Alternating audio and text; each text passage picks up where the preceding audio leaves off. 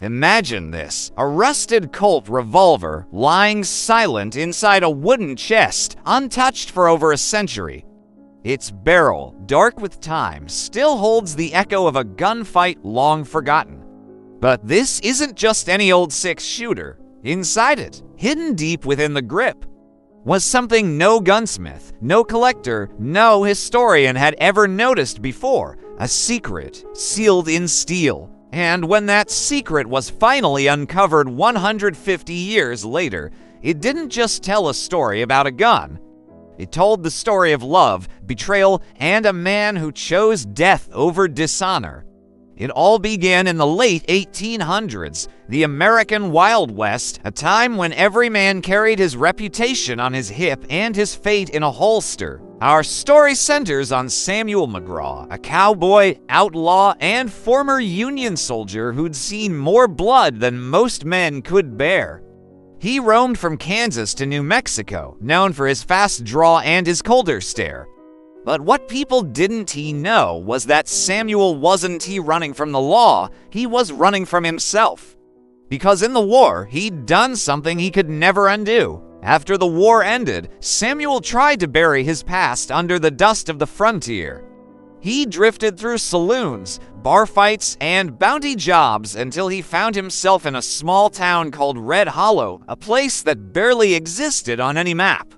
Red Hollow was one of those towns where everyone knew each other and everyone carried secrets. And in the center of it all was a woman named Clara Hensley, the saloon owner's daughter. She wasn't just beautiful, she was fearless. Sharp-tongued, quick-witted, and tired of the life the West had forced her into, Samuel didn't mean to fall for her. But one night, after a gunfight left him bleeding in the street, Clara was the one who patched him up. That's where it began, the kind of love that never should have happened between a killer and a dreamer. As months passed, Samuel tried to change. He stopped taking bounty jobs. He started fixing fences and working horses.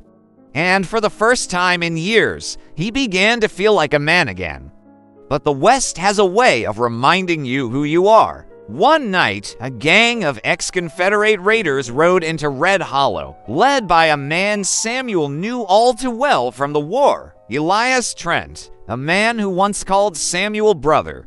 Elias had come for gold rumored to be hidden in the old railroad bank, and when Samuel refused to help, Elias laughed and said, "You can change your name, McGraw." But a killer don't forget how to pull the trigger. That night, Samuel had to make a choice. Fight his past, or become it again. He chose to fight. But not before doing something no one would discover until over a century later. The next morning, as the town slept, Samuel took apart his Colt Peacemaker, the same gun he carried through the war.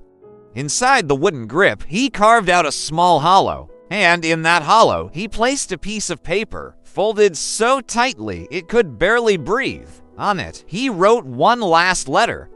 To Clara, he sealed it inside the gun, screwed the plate back in, and loaded 6 bullets. That night, he walked into Red Hollow's saloon for the last time. When Elias and his men came through the doors, the silence that followed was heavier than any prayer. 6 shots thundered, glass shattered, smoke filled the room. And when it cleared, Samuel McGraw was gone. They buried him outside town, without a name, without a marker. His gun was taken as evidence and lost to time. Or so they thought. Cut to the present day. 150 years later, an old wooden chest was found in an abandoned farmhouse in Texas. Inside, a faded saddlebag, a rusted spur, and a Colt Peacemaker serial number half worn away. The man who found it, Eli Turner, was a retired sheriff's deputy and a collector of Old West artifacts. He didn't know what he had at first. But as he held the gun, he noticed something strange. One of the grip plates felt loose. He unscrewed it, and there, inside the hollow, was a small, yellowed piece of paper. It was so fragile it almost disintegrated in his hands. But when he unfolded it, the first words stopped him cold. "My dearest Clara, he didn't sleep that night." He couldn't. Who was Samuel McGraw? Who was Clara? And what was this letter doing sealed inside a gun for more than a century? The more Eli read, the deeper the mystery grew, and what he would uncover next would change the way historians saw one of the most violent chapters in American frontier history. Because that letter didn't just confess a man's love, it revealed a crime, a betrayal, and a truth buried by the government itself. The paper was fragile, like it could crumble into dust with one wrong breath. But Eli Turner, he couldn't stop reading. Each word pulled him deeper into a century-old confession, written by a man who knew he wouldn't live to see the sunrise. My dearest Clara, if you are reading this, then I am gone, and the sins I carry are finally at rest. The handwriting was neat but shaky, as if Samuel had written it with trembling hands. The letter told of something much bigger than love. It spoke of a secret that, if ever revealed, could have rewritten a piece of the Wild West's history. Samuel McGraw confessed that the gold Elias Trent and his men were after wasn't he stolen from a railroad bank. It was Union gold smuggled during the final days of the Civil War, a fortune meant to rebuild towns in the South. But it never reached them. According to Samuel, the gold vanished under orders from a group of Union officers who feared it would strengthen their enemies again. Samuel had been one of the soldiers guarding that shipment. And when his commanding officer, Elias Trent, betrayed the mission and took the gold for himself, Samuel turned on him. That's why he fled the army. That's why he changed his name. The letter revealed how Samuel had spent years searching for that gold, not to keep it, but to return it, to make peace with what he'd done. And that gold, he wrote, was buried under the Red Hollow Church, beneath the very town Elias planned to rob. Eli Turner read the words twice, then 3 times. His hands shook. Was it true? Could there really be Civil War gold buried under an abandoned town in Texas? He knew Red Hollow existed, barely. It was a ghost town now, just ruins swallowed by sand and weeds. But the coordinates in the letter matched a real place. Eli wasn't a man who chased treasure maps. He'd spent 30 years in law enforcement. He believed in facts, not legends. But something about that gun, that letter, it felt personal. He packed up the Colt, the letter, and a metal detector. 2 days later, he was driving down a dirt road to Red Hollow. The town was a skeleton. The saloon still stood, barely, the sign hanging by a single chain. The church leaned sideways, its bell cracked in half. And the graveyard, empty except for one nameless cross. Eli walked through the dust, retracing the steps of a man dead 150 years. He reached the church and began scanning the ground. Hours passed, nothing. Then, a faint sound. Beep, beep, beep. He dug. A few feet down, the shovel hit something solid. He brushed away the dirt, a small wooden crate, rotted but intact.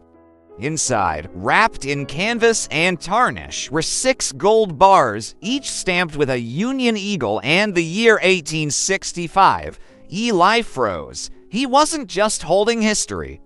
He was holding proof. He called the county sheriff.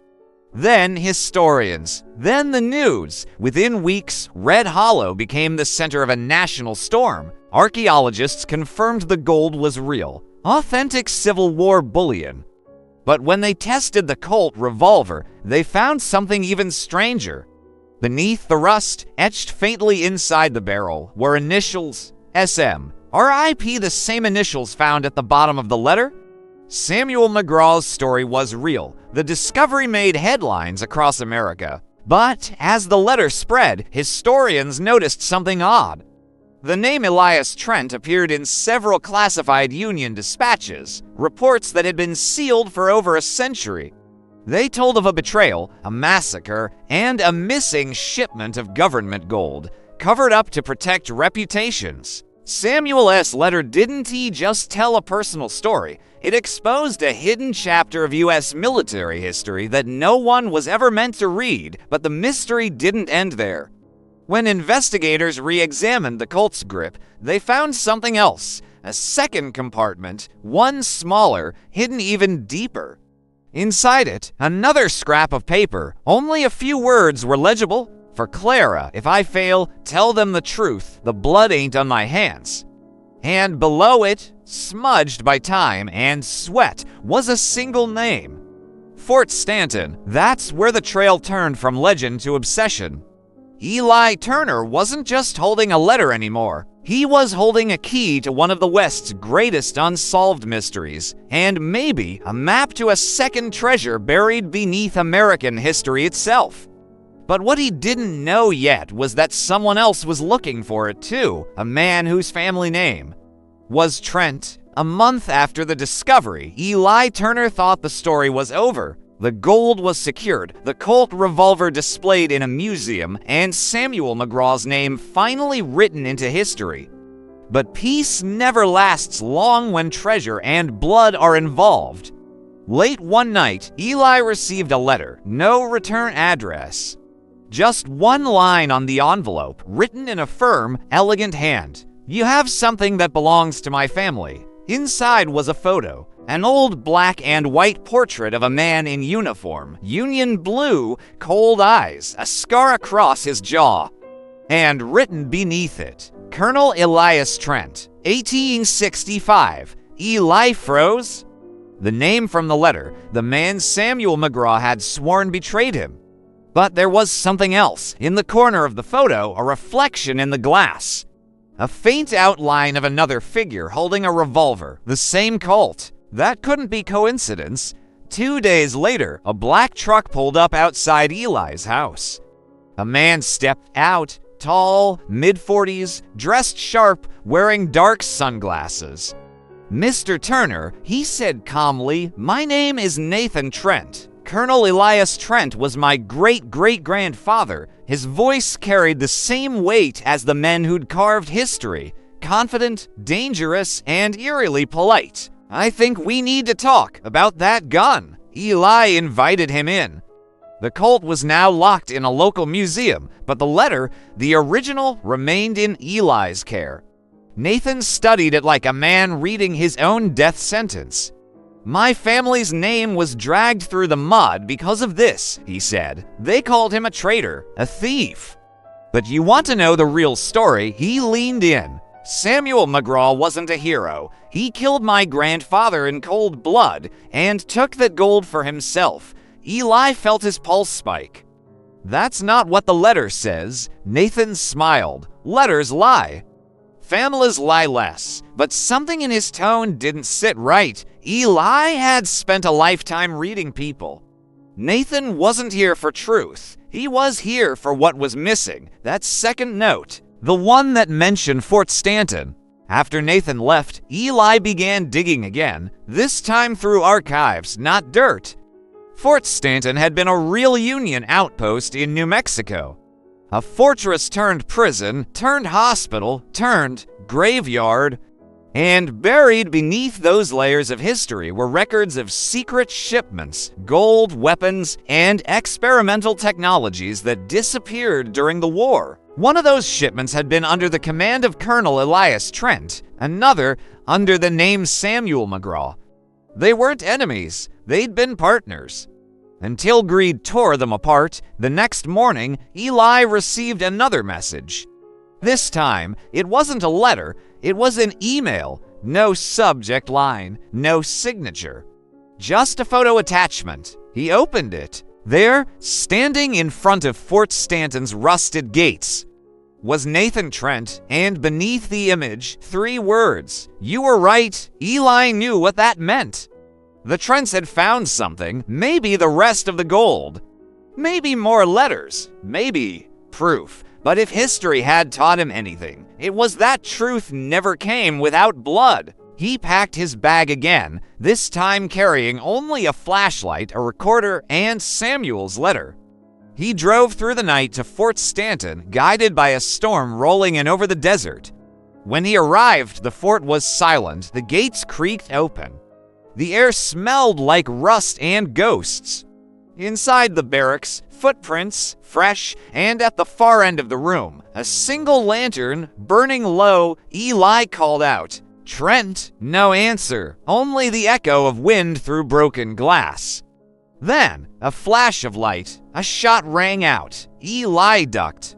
The bullet hit the wooden beam above his head. He turned, saw a shadow move, and recognized the voice instantly. "Nathan, stop digging, Turner." Nathan shouted, "You don't know what you're dealing with." Eli stepped forward, gun in hand. "I think I do." Nathan pointed toward a collapsed section of the floor. "You want to know the truth? Look down." Eli did. And there, beneath layers of dirt and bone, glimmered something gold. But it wasn't bars this time. It was a chest, sealed, marked with the U.S. Army insignia. Nathan lowered his gun. "You open it," he said. Eli knelt, pried it open, and gasped. Inside were documents, sealed orders, photographs, maps, and at the very bottom, a single revolver. Not Samuel's Colt, a different one, engraved with the words, "Forgive me." Nathan's face went pale. "That's my grandfather's handwriting." Eli handed him the gun. "Looks like he left you an apology." Nathan stared at it for a long moment. Then he smiled, coldly, or a warning. What happened next? Would never make it into any newspaper? A second gunshot echoed through the fort that night. When the sheriff arrived hours later, the gold was gone, the letters were gone. And both men, Nathan Trent and Eli Turner, had vanished without a trace. All that remained was the Colt revolver, lying in the dirt, with a fresh note stuffed inside its grip. Some truths are better left buried, and that, folks, is the curse of the Cowboy's letter. A story that began with love and ended with the same thing that built the West: greed, lead, and silence. For 150 years, the desert wind swept across the ruins of Fort Stanton. No one spoke of what happened that night. Eli Turner and Nathan Trent had become whispers, two names on missing persons lists, lost to dust and legend. But legends have a way of clawing their way back to the surface. It started with a storm, not the kind that rattles windows, but the kind that breaks the earth open. In 2022, a flash flood tore through southern New Mexico, unearthing parts of Fort Stanton that hadn't seen light in over a century. Among the wreckage, a metal detector buzzed. A team of local historians found something wedged under a collapsed wall. A Colt, rust-bitten, sand-caked, and familiar. The museum curator who received the call that day was Dr. Julia McGraw, great-great-granddaughter of Samuel McGraw. When she arrived, she knew instantly what she was holding. The same revolver her family whispered about 4 generations. The same one they said had a letter inside it. But this time, there were 2, one in the handle, and another, wrapped in oilskin, hidden inside the barrel itself. When Dr. McGraw carefully unrolled the fragile paper, it wasn't a love letter or a confession. It was a map. Faded coordinates, a military emblem, and one chilling line in Samuel's handwriting: "The dead tell the truth, the living bury it." The discovery went public almost immediately. Headlines exploded. Civil War treasure map found in historic revolver. Historians reopen 150-year-old Western mystery. YouTubers, journalists, treasure hunters. Everyone wanted a piece of the story. But behind the headlines, something darker brewed. Because when the museum announced the find, they received a legal notice the very next day. It came from the Trent family. Nathan Trent's descendants still lived, and they claimed the revolver as theirs. They even produced Eli Turner's will, which mysteriously left the weapon to a trusted friend of the Trents. That didn't make sense. Eli Turner never had family, never had friends outside the field. So how did they get his signature? Dr. McGraw began to suspect that what happened in 1872 might have happened again. She hired a documentary crew to record every step of her investigation, every archive, every interview, every trip into the desert. That footage are real or staged. would later become the viral documentary that broke YouTube. Over 30 million people watched as she retraced her ancestors' steps through the wastelands of New Mexico, searching for what the map led to. But the deeper she went, the stranger things became. Old military reports began to surface, coded memos referencing Operation Sentinel, a secret Union program to move gold and weapons across enemy lines near the war's end. And guess who signed those memos? Colonel Elias Trent and Captain Samuel McGraw. They were never enemies. They were never partners. They were both working for something bigger. Operation Sentinel wasn't about money, it was about a weapon. Something designed in the war's final days, a prototype revolver capable of firing twice as fast and twice as far as anything of its time. It was supposed to end the war in one strike, but it vanished the same week Samuel McGraw disappeared. In the documentary, Dr. McGraw holds up the old Colt and says, "What if this wasn't just a gun? What if it was the prototype itself?" The internet went wild. Forums exploded with theories. Engineers, historians, ex-military veterans all trying to decode the markings on the barrel. One symbol kept reappearing, a triangle inside a circle, an emblem later identified as belonging to the War Department's Experimental Ordnance Division, a unit that officially didn't exist. Then came the twist no one expected. A private collector reached out to Dr. McGraw with an offer, $1 million for the revolver, no questions asked. She declined. 2 weeks later, her museum was broken into. Security cameras caught nothing, but the revolver and the second letter were gone. All that remained was a note taped to the display case. In handwriting identical to Samuel McGraw's, "Some truths are worth killing for. The FBI got involved, suspecting an inside job." But the deeper they dug, the stranger it got.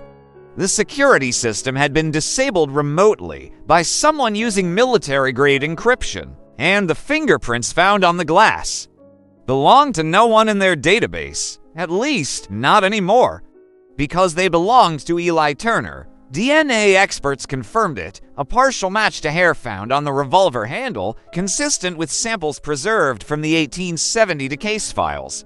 Which meant one thing: either someone forged that evidence to perfection, or Eli Turner hadn't died in that fort. Dr. McGraw's documentary ended on that cliffhanger, a single, chilling line that played over black screen. The gun may have been buried. But the story isn't. It became one of the most watched videos in YouTube history. But the real story, that was just beginning.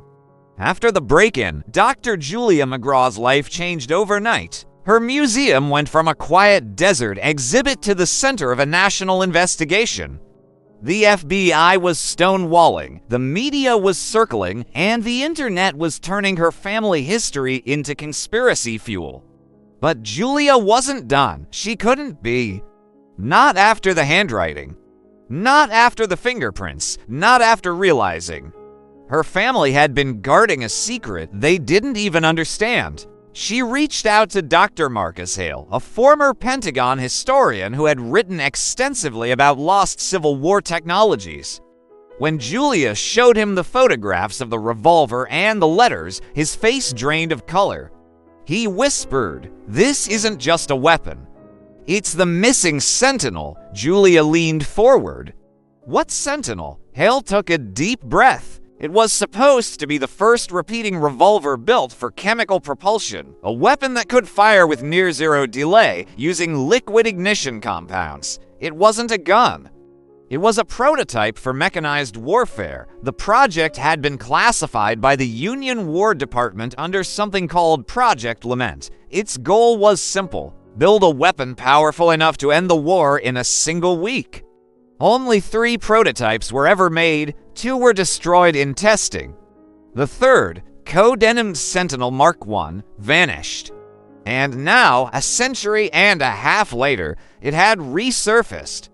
But here's where the story takes a darker turn. Project Lament didn't die with the war. Declassified archives revealed that its research was quietly absorbed by early 20th century weapons programs, including ones that led directly to the Manhattan Project. And in those files, one name kept appearing. Samuel McGraw's descendants had worked in classified weapons divisions for decades, some under fake names, others erased from public record. Julia realized that her family hadn't just inherited the revolver. They'd inherited the responsibility to keep it hidden. Then, Hale found something chilling in the digital archives, a missing logbook page from 1872 marked top secret. The handwriting was Samuel's. The page was dated 3 days before his disappearance. It read, "Turner is compromised. Trent is watching. Sentinel cannot fall into their hands. The weapon works. To well, and at the bottom, if found, destroy this weapon, or it will destroy everything." Julia's hands trembled as she read it aloud for the documentary. Millions of viewers around the world watched her eyes widen in real time.